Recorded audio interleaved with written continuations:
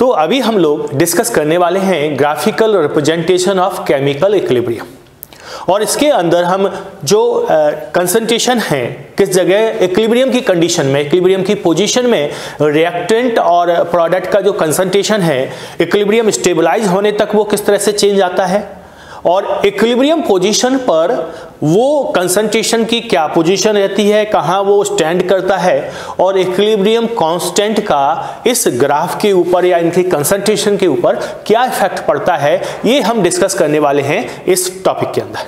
तो graphical representation हमको करना है, हम कुछ अलग अलग तरह के कुछ जनरल जो इक्विलिब्रियम लेंगे, जो हाइपोथेटिकल इक्विलिब्रियम है जनरल इक्विलिब्रियम लेंगे, और इसके बाद कुछ हम रियल इक्विलिब्रियम लेंगे। तो हम सबसे पहले जो सिंपलेस्ट हमारा इक्विलिब्रियम है ए इक्विलिब्रियम बी, मींस दो सब्सटेंस हैं ए और बी जो आपस में इक्विलिब्रियम में है, मतलब रिएक्टेंट ए है वो डिसोशिएट होके या कन्वर्ट होके प्रोडक्ट बी बना रहा है, और ये जो इक्विलिब्रिया है वो दोनों डायरेक्शन से स्टेबलाइज हो सकता है, लेकिन हमने जो डायरेक्शन चूज किया है वो क्या चूज किया है कि ए कन्वर्ट होके बी बना रहा है। इनिशियली हमने ए का अमाउंट लिया है और बी जीरो अमाउंट में लिया है। हमने क्या कंडीशन यहाँ पर वो किया है, सोचा है या डिसाइड किया है कि ए लेकर हमने रिएक्शन चालू किया है और बी का कंसंट्रेशन इनिशियली क्या था, जीरो था। ए प्रेजेंट था, बी जीरो था। अगर हम इसका इक्विलिब्रियम कांस्टेंट Kc लिखते हैं, Kc के जरिए हम इसको रिप्रेजेंट कर रहे हैं, अगर हम इक्विलिब्रियम कांस्टेंट Kc लिखते हैं तो Kc इक्वल क्या आ जाएगा, active mass of B upon active mass of A, active mass of B और एक्टिव मास ऑफ A। अब यहाँ पर जो Kc की वैल्यू है वो हम तीन तरह से डिसाइड कर सकते हैं। Kc जो हो सकता है वो मे बी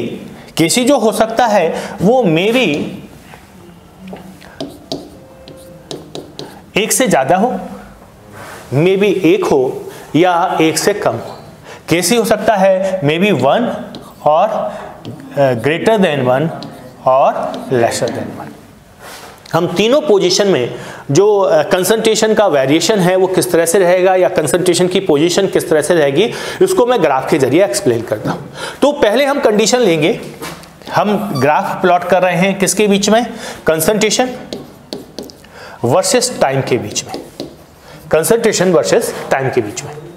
यहां पर हमने कंसीडर किया है कि Kc मतलब active mass of B upon active mass of A ये इक्वल टू 1 है।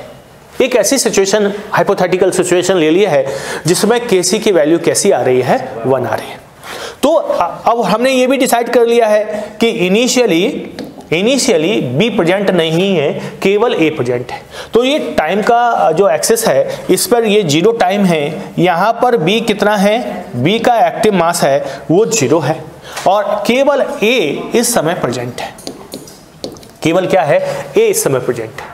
समय के साथ रिएक्शन किस प्रकार से हो रही है इसको हम समझें। समय के साथ रिएक्शन हो रही है कि A का कंसंट्रेशन ग्रेजुअली कम होता जा रहा है, ए का कंसंट्रेशन ग्रेजुअली कम होता जा रहा है और बी का कंसंट्रेशन ग्रेजुअली बढ़ता जा रहा है। रिएक्शन कैसे होती है कि अभी इनिशियली केवल ए प्रेजेंट है तो ए बी में कन्वर्ट हो रहा है, और वह थोड़े से अमाउंट में बी बना है, बहुत थोड़े से अमाउंट में क्या बना है, बी बना है। अब ए से तो बी कन्वर्ट तो हो रहा है और थोड़े से अमाउंट में बी बना है। जैसे ही बी बनेगा वो बैकवर्ड रिएक्शन चालू हो जाएगी, और बैकवर्ड रिएक्शन अभी शुरू होगी, क्योंकि लॉ ऑफ एक्टिव मास हमसे क्या कहता है, लॉ ऑफ एक्टिव मास हमसे कहता है कि जो रेट ऑफ रिएक्शन है वो डायरेक्टली प्रोपोर्शनल है एक्टिव मास की, रिएक्टेंट के एक्टिव मास की। तो इनिशियली ए तेजी से बी में कन्वर्ट हो रहा है और बी धीमे धीमे ए में कन्वर्ट हो रहा है, और बी की ए में कन्वर्ट होने की रेट लगातार ग्रेजुअली बढ़ती जा रही है, क्योंकि ए तेजी से कन्वर्ट हो रहा है तो ए कम होता जाएगा। ए तेजी से कन्वर्ट हो रहा है तो ए कैसा होता जाएगा, कम होता जाएगा। बी बन तो तेजी से रहा है क्योंकि ए तेजी से बी बना रहा है, लेकिन बी डिसोसिएट कम हो रहा है, बी कन्वर्ट कम हो रहा है ए में, क्योंकि बी का कंसंट्रेशन अभी कम है। लेकिन समय के साथ ए का कंसंट्रेशन कम होता जाएगा और बी का कंसंट्रेशन समय के साथ कैसा होता जाएगा, बढ़ता। बी का कंसंट्रेशन समय के साथ कैसा होता जाएगा, बढ़ता जाएगा। तो बी की ए में कन्वर्ट होने की रेट बढ़ती जाएगी और ए की बी में कन्वर्ट होने की रेट कम होती जाएगी, और एक टाइम ऐसा आएगा जब ए की बी में कन्वर्ट होने की रेट और बी की ए में कन्वर्ट होने की रेट बराबर आ गई। कैसे आ गई कि ए की बी में कन्वर्ट होने की रेट लगातार कम होती जा रही है, बी की ए में कन्वर्ट होने की रेट लगातार बढ़ती जा रही है, क्योंकि ए कम होता जा रहा है, बी बढ़ता जा रहा है, और एक टाइम पर जब इनकी रेट बराबर हो जाएगी तो हम कहेंगे कि इक्विलिब्रियम स्टेबलाइज हो गया है। क्या स्टेबलाइज हो गया है? इक्विलिब्रियम स्टेबलाइज हो गया। ठीक है, अब हम इसको ग्राफिकल कैसे रिप्रेजेंट कर रहे हैं ये समझें। हमने ये अभी ऐसा ही ये लाइन खींच लिया है, एक रेफरेंस लाइन के तौर पर ले लिया है, और कुछ नहीं है अभी इसका कोई अभी कोई मायने नहीं। ठीक है, तो अब क्या है कि ए का कंसंट्रेशन टाइम के साथ कम हो रहा है, लेकिन ए का कंसंट्रेशन टाइम के साथ कम हो रहा है क्योंकि ए बी में कन्वर्ट हो रहा है, लेकिन बी में कन्वर्ट होने की रेट धीमे धीमे कम होती जा रही है क्योंकि ए कम होता जा रहा है। तो ए का कंसंट्रेशन कम हो रहा है और ए के कंसंट्रेशन के कम होने की रेट लगातार कम होती जा रही है। ये बात ध्यान रखने वाली बात है। तो ये जो ग्राफ आएगा वो इस तरह का ग्राफ आएगा। बी का कंसंट्रेशन ग्रेजुअली कैसा होता जा रहा है? बढ़ता जा रहा है, लेकिन बी के बढ़ने की रेट ग्रेजुअली कैसी होती जा रही है? कम होती जा रही है। क्लियर? एक बार फिर से रिपीट करता हूं सारी चीजें। ए कम हो रहा है, लेकिन ए की कम होने की रेट लगातार कम होती जा रही है, और बी बढ़ रहा है, लेकिन बी के बढ़ने की रेट लगातार कम होती जा रही है, क्योंकि ए ही तो बी में कन्वर्ट हो रहा है और बी ए में कन्वर्ट हो रहा है, इसकी रेट बढ़ती जा रही है। तो ए का कंसंट्रेशन लगातार कम हो रहा है और बी का कंसंट्रेशन लगातार बढ़ रहा है। ए के कंसंट्रेशन के कम होने की रेट लगातार कम होती जा रही है। एक टाइम ऐसा आएगा जहां पर फॉरवर्ड रेट और बैकवर्ड रेट बराबर हो जाएगी, और चूंकि इक्विलिब्रियम कांस्टेंट 1 है, तो ये क्या रिप्रेजेंट कर रहा है? ये एक वो विशेष परिस्थितियां रिप्रेजेंट कर रहा है, क्योंकि एक विशेष परिस्थिति में ही केसी 1 होगा। तो अगर केसी 1 है तो बी और ए की कंसंट्रेशन कैसी होगी? एक समान होगी। तो मैंने आपसे कहा था कि इक्विलिब्रियम कांस्टेंट एक हो भी सकता है, नहीं भी हो सकता है, ये डिपेंड करेगा कि कौन सी रिएक्शन है। तो हमने हाइपोथेटिकली वो कंडीशन चूज की है जब ए केसी की वैल्यू 1 है, माने ए का कंसंट्रेशन या ए का एक्टिव मास और बी का एक्टिव मास इक्विलिब्रियम पर बराबर आ जाएगा, और इसके बाद ए की बी में कन्वर्ट होने की रेट और बी की ए में कन्वर्ट होने की रेट कैसी हो जाएगी? बराबर आ जाएगी। क्लियर है? यहां पर एक टाइम के अकॉर्डिंग अगर हम देखें तो ये वो टाइम है जहां इक्विलिब्रिया को सेट होने में लगा। ये वो समय है जो किसको सेट होने में लगा? इक्विलिब्रिया को। यहां से लेके यहां तक का टाइम इक्विलिब्रिया को सेट होने में लगा, तो इसे हम इक्विलिब्रियम स्टेबलाइजेशन टाइम बोलेंगे। क्या बोलेंगे?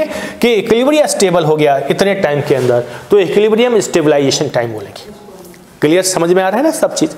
अच्छा, अब इसके बाद तो ये वो पर्टिकुलर सिचुएशन है जिसमें इक्विलिब्रियम पर रिएक्टेंट और प्रोडक्ट के एक्टिव मास बराबर हो जाते हैं, और इस समय केसी की वैल्यू कितनी आती है? 1 आती है।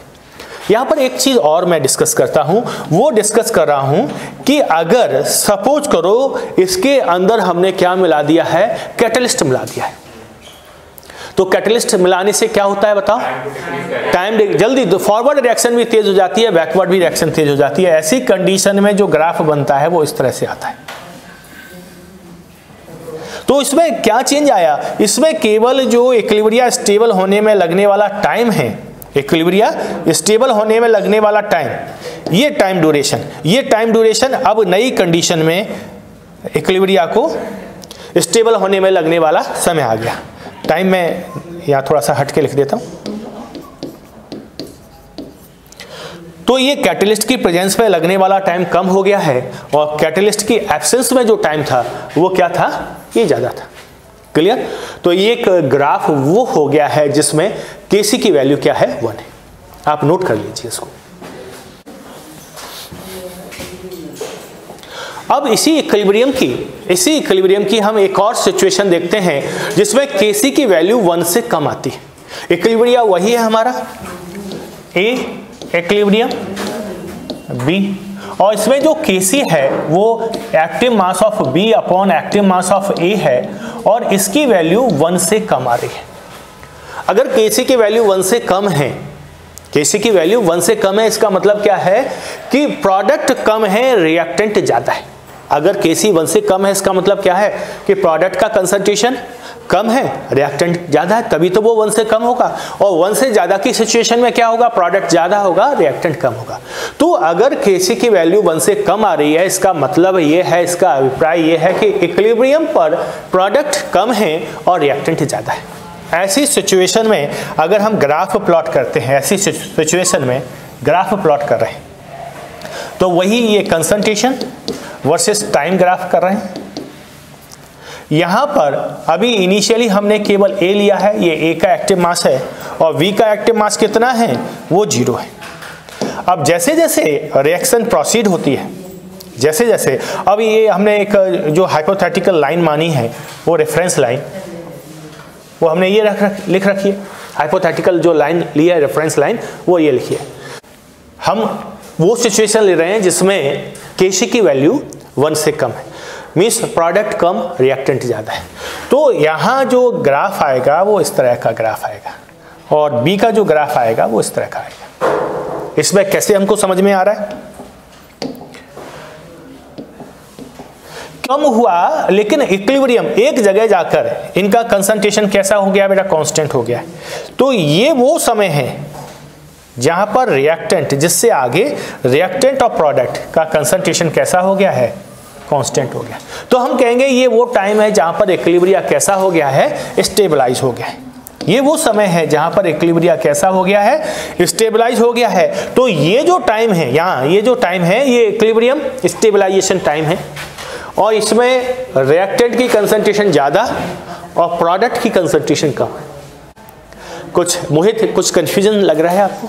हाँ बताओ क्या है बेटा कंफ्यूजन? ग्राफ में सर A को बढ़ना चाहिए था, A कम होगा ना। ए तो रिएक्टेंट है, ए कन्वर्ट हो रहा है प्रोडक्ट में। आपको ये कंफ्यूजन है कि ये बढ़ना चाहिए, ये बढ़ेगा नहीं, ए फॉरवर्ड डायरेक्शन में जा रहा है। तो लेस देन 1 के लिए A है ना उसको, देखो ये लेस देन 1 कब आएगा, जब ए ज्यादा होगा, बी कम होगा इक्विलिब्रियम पर। तो देखो इक्विलिब्रियम पर ये जो कंसंट्रेशन है, वे ए इक्विलिब्रियम पर एक्टिव कंसंट्रेशन है, एक्टिव मास है, और ये बी की एक्टिव मास है एट इक्विलिब्रियम। ये इनिशियल है, इसको हम 0 लिख सकते हैं, ये इनिशियल कंसंट्रेशन है। ए कम हुआ, कम होने की रेट कम होते होते एक बार कांस्टेंट आ गई, बी बढ़ा, बढ़ने की रेट कम होते होते कांस्टेंट आ गई, और एक समय जब इनका कंसंट्रेशन कांस्टेंट आ गया तो हमने कहा कि ये इक्विलिब्रियम पोजीशन आ गया। जितने टाइम में इक्विलिब्रियम स्टेबलाइज हुआ उसको हमने इक्विलिब्रियम स्टेबलाइजेशन टाइम का नाम दे दिया। ठीक है, यहाँ कंसंट्रेशन कांस्टेंट हो गया, मतलब इक्विलिब्रियम आ चुका है। हमको ये क्लियर हो रहा है इस ग्राफ से। हमको वो सिचुएशन कंसीडर करनी है जब Kc की वैल्यू 1 से कम है, मतलब Kc की वैल्यू 1 से कम तब हो सकती है जब प्रोडक्ट का कंसंट्रेशन, ये प्रोडक्ट है, ये कम आए और रिएक्टेंट का कंसंट्रेशन ज्यादा है। तो इक्विलिब्रियम पर रिएक्टेंट का कंसंट्रेशन ज्यादा और प्रोडक्ट का कंसंट्रेशन कम है। कोई और कंफ्यूजन है तो बताओ। अगर ऐसी सिचुएशन आती है, देखो B कम है, A ज्यादा है, B कम है, A ज्यादा है, यही तो है ना। हमको ग्राफ से, ये तो कंसंट्रेशन वाली लाइन है ना। ग्राफ से हमको क्या समझ में आ रहा है, ग्राफ से हमको ये समझ में आ रहा है कि B की कंसंट्रेशन इक्विलिब्रियम पे कम है, A की कंसंट्रेशन ज्यादा है। B की कम, प्रोडक्ट की कम, A की ज्यादा होगी, तो ये वैल्यू 1 से कम आएगी ना। तो ऐसी सिचुएशन में Kc की वैल्यू जो है वो 1 से कैसी आती है, कम आती है। आप सहमत हैं इस बात से? ठीक है। इसके बाद हम ऐसा इक्विलिब्रिया ले रहे हैं जिसमें इक्विलिब्रियम कांस्टेंट की वैल्यू 1 से ज्यादा है। इक्विलिब्रिया हमारा वही हाइपोथेटिकल A, इक्विलिब्रियम B है। यहां पर Kc कैसे लिखेंगे, एक्टिव मास B का अपॉन एक्टिव मास A का। ये ज्यादा है 1 से, ये 1 से कैसा है, ये ज्यादा है, मींस प्रोडक्ट ज्यादा हो गए हैं और रिएक्टेंट कम हो गए। हम यहां पर भी वही ग्राफ बना रहे हैं, time versus concentration, time versus concentration का। ये B का एक्टिव मास है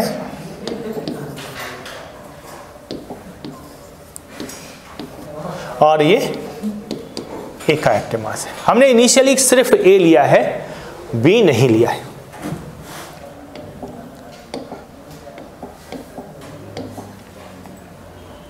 ये एक रेफरेंस लाइन ले लिया है बीच का कोई। अब क्या होता है, यहां पर हमने ऐसी सिचुएशन लिया है जिसमें केसी की वैल्यू 1 से कैसी है, ज्यादा है। अगर केसी की वैल्यू 1 से ज्यादा है मींस प्रोडक्ट ज्यादा होंगे, तो ये प्रोडक्ट बनना चालू हुए, प्रोडक्ट बनना चालू हो गए हैं और प्रोडक्ट की कंसंट्रेशन बढ़ रही है और बढ़ने की रेट धीरे धीरे कैसी होती जा रही है, कम होती जा रही है। ऐसे रिएक्टेंट कम हो रहे हैं और रेट कैसी होती जा रही है, इनकी कम होने की रेट कम होती जा रही है।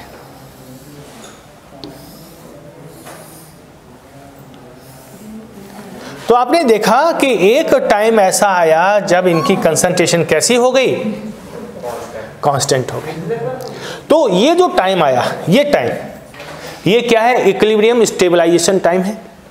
यहां पर ये जो कंसंट्रेशन है ये इक्विलिब्रियम पर एक ही कंसंट्रेशन है और ये इक्विलिब्रियम पर बी की कंसंट्रेशन या कहें एक्टिव मास है। तो ए कम बी ज्यादा है, ए कम बी ज्यादा है, इसका मतलब क्या होगा कि इक्विलिब्रिया पर ए की कंसंट्रेशन कम रहेगी और बी की कंसंट्रेशन ज्यादा होगी और इक्विलिब्रियम कांस्टेंट की वैल्यू 1 से ज्यादा आएगी। अगर प्रोडक्ट ज्यादा है तो इक्विलिब्रियम कांस्टेंट ज्यादा होता है और प्रोडक्ट कम है तो इक्विलिब्रियम कांस्टेंट कम होता है। मेरे ख्याल से ये सब क्लियर हो रहा होगा ना। इसमें कोई डाउट है तो मुझसे अभी पूछ सकते हैं। सुमित, सुनील बेटा, बेटा आप बताओ, कोई डाउट तो नहीं है? वर्षा, इरम, सृष्टि, सबसे एक एक से नाम क्या पूछो। विद्वनेश, क्लियर? तो ये हमने नोट कर लिया क्या सही बच्चों ने? तो ये हमने क्या कर लिया, ऐसी सिचुएशन में ग्राफ बना लिया एक जनरल इक्विलिब्रिया ए इक्विलिब्रियम बी या ए रिवर्सिबल बी, जो इक्विलिब्रिया स्टेबलाइज हो रहा है उसके तीनों कंडीशन में हमने ग्राफ प्लॉट कर लिया है। अब इसमें क्या है, स्टोकियोमेट्री भी चेंज होती है। किस तरह से स्टोकियोमेट्री चेंज हो रही है? सपोज करो हमने लिया ए इक्विलिब्रियम टू बी, हमने लिया ए इक्विलिब्रियम टू बी। यहां पर केसी जो है वो क्या है, बी के एक्टिव मास का स्क्वायर अपॉन ए का एक्टिव मास, बी के एक्टिव मास का स्क्वायर और ए का एक्टिव मास। अब इसमें भी हम अलग अलग कंडीशन में ग्राफ प्लॉट कर सकते हैं। ए की वैल्यू 1 से ज्यादा है, 1 है, ए की वैल्यू 1 से कम है। तो सपोज करो हम ऐसा एक ग्राफ प्लॉट कर रहे हैं जिसमें ए की वैल्यू 1 से कम है। अभी ऐसा कर लेते हैं, सॉरी केसी की वैल्यू लेस देन 1। हमने एक ऐसा ग्राफ प्लॉट कर रहे हैं जिसमें केसी की वैल्यू लेसर देन क्या हो जाएगी, 1 हो जाएगी। तो लेसर देन 1 है,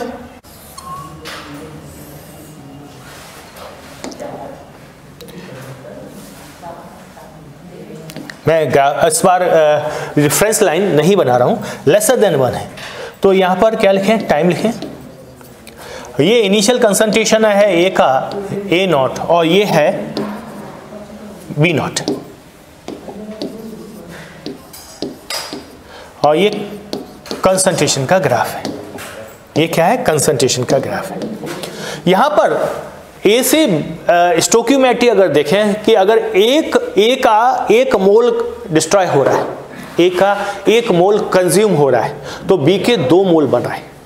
तो जितने समय में ए का 1 मोल कंज्यूम होगा, बी के 2 मोल बनेंगे। तो ये ग्राफ इस तरह से आएगा। अगर ए का ग्राफ इस तरह से है तो बी का ग्राफ ऐसे आएगा, क्योंकि जितने टाइम में ए का 1 मोल कंज्यूम हो रहा है, बी के 2 मोल बन रहे हैं, और इसकी वैल्यू कितनी है, 1 से कम है। मतलब बी का कंसंट्रेशन ए से कम रहना चाहिए। तो इसमें जो ग्राफ आएगा वो इस तरह से आएगा। यहां पर महत्वपूर्ण चीज क्या है कि जितने टाइम में ये इक्विलिब्रियम कंसंट्रेशन है और ये क्या होगा, उतने टाइम में ये इसका 2 गुना चेंज आ जाएगा। इसका क्या आ जाएगा, 2 गुना चेंज आ जाएगा। और ये है ए का इक्विलिब्रियम पर कंसंट्रेशन और ये है बी का इक्विलिब्रियम पर कंसंट्रेशन। तो केसी है बी का स्क्वायर, और बी का स्क्वायर होने के बाद भी ये ग्राफ इस तरह से बनाया जाएगा कि बी का स्क्वायर होने के बाद भी वो ए से कैसा रहेगा, कम रहेगा। तो ऐसी सिचुएशन में ये वाला ग्राफ हमको मिलता है। ठीक है। अब दूसरी सिचुएशन ये हो सकती है कि ए केसी ग्रेटर देन 1, Kc क्या है, 1 से ज्यादा है। तो अगर Kc 1 से ज्यादा है तो इस इक्विलिब्रिया का A इक्विलिब्रियम टू बी या A रिवर्सिबल टू बी, इसका ग्राफ आप प्लॉट करें, आप अपनी कॉपी पर प्लॉट करें और मैं बाद में बनाऊंगा तो आप उससे चेक करेंगे। हमने सिचुएशन क्या लेनी है, ये ग्राफ नोट भी करना है, साथ में हमको ये सिचुएशन लेनी है A इक्विलिब्रियम टू बी और Kc जो है वो B के एक्टिव मास का स्क्वायर अपॉन A का एक्टिव मास, कब, एट इक्विलिब्रियम, ध्यान देना है। और ये ग्रेटर देन क्या है, 1 से ज़्यादा है, ये ग्रेटर देन क्या है, 1 से ज़्यादा है। तो ये आपको क्लियर है कि ये कंसंट्रेशन इक्विलिब्रिया वाला ही होता है, ये कंसंट्रेशन कैसा है, इक्विलिब्रिया वाला ही है। तो इस कंडीशन का ग्राफ आप प्लॉट करेंगे।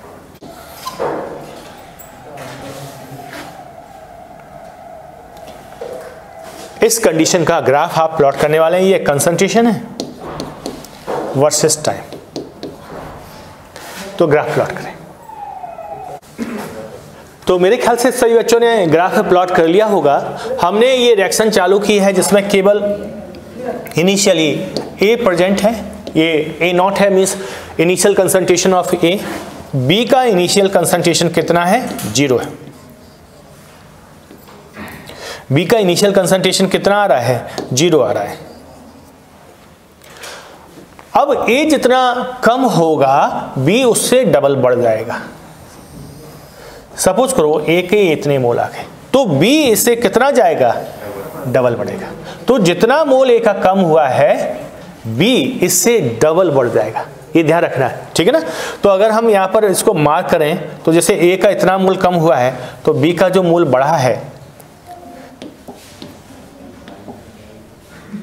B का मोल जो बढ़ा है वो इससे क्या हो गया, करीब डबल मोल बढ़ गए, ठीक है, लगभग है, क्योंकि ये जो ग्राफ है कोई स्केल्ड ग्राफ नहीं है, हम लगभग अनुमान से बताते हैं। तो यहाँ पर क्या हो गया है, ये A का इक्विलिब्रियम कंसंट्रेशन है और ये B का इक्विलिब्रियम जो ज़्यादा है, इसीलिए इसकी वैल्यू जो है वो 1 से ज़्यादा आएगी। ये ग्राफ कितना ऊपर जाएगा या नीचे रहेगा ये डिपेंड करेगा Kc की वैल्यू कम है और इक्विलिब्रियम पर B और A का इक्विलिब्रियम कंसंट्रेशन कितना है, इक्विलिब्रियम कंसंट्रेशन कितना है, इसके ऊपर ये डिपेंड करेगा।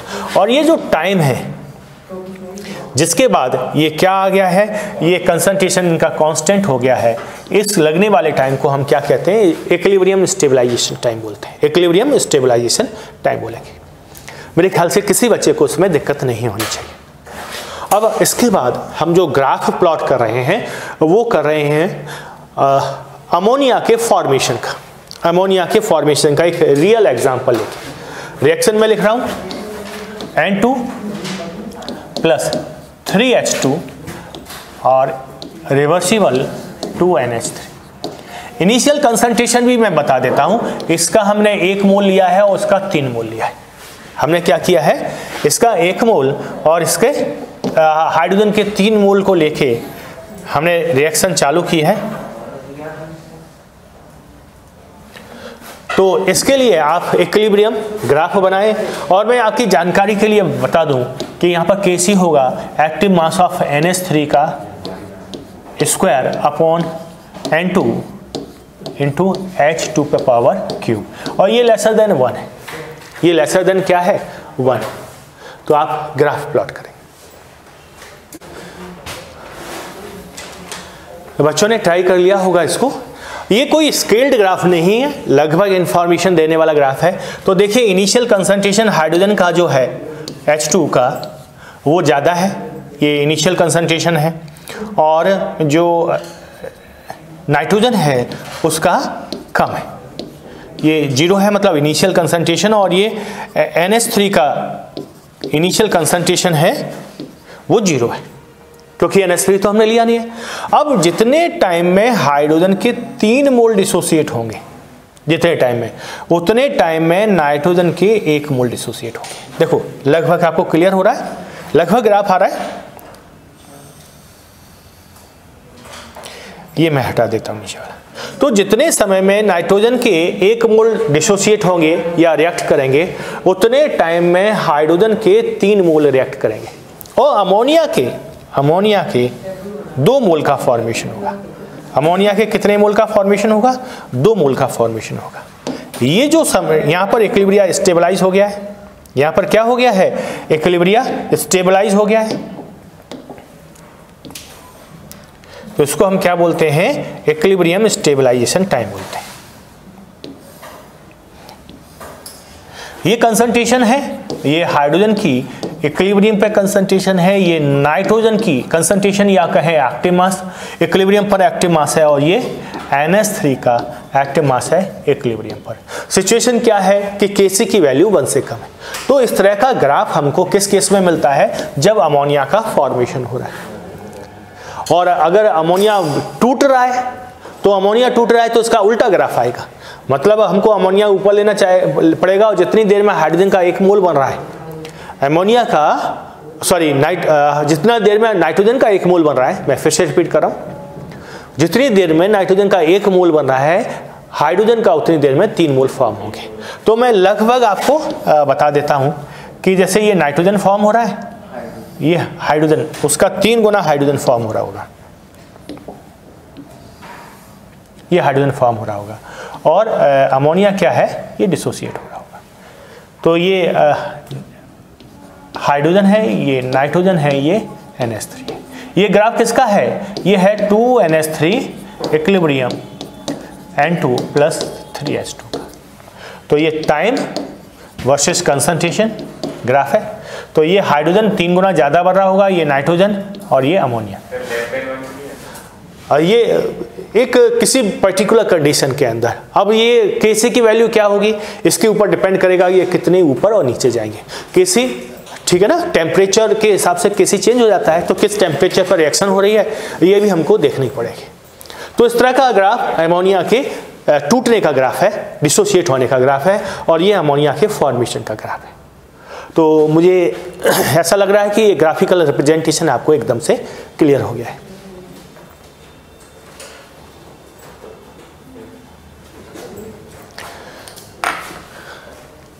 कोई इसमें अगर डाउट होगा तो मुझसे आप पूछ सकते हैं अभी भी।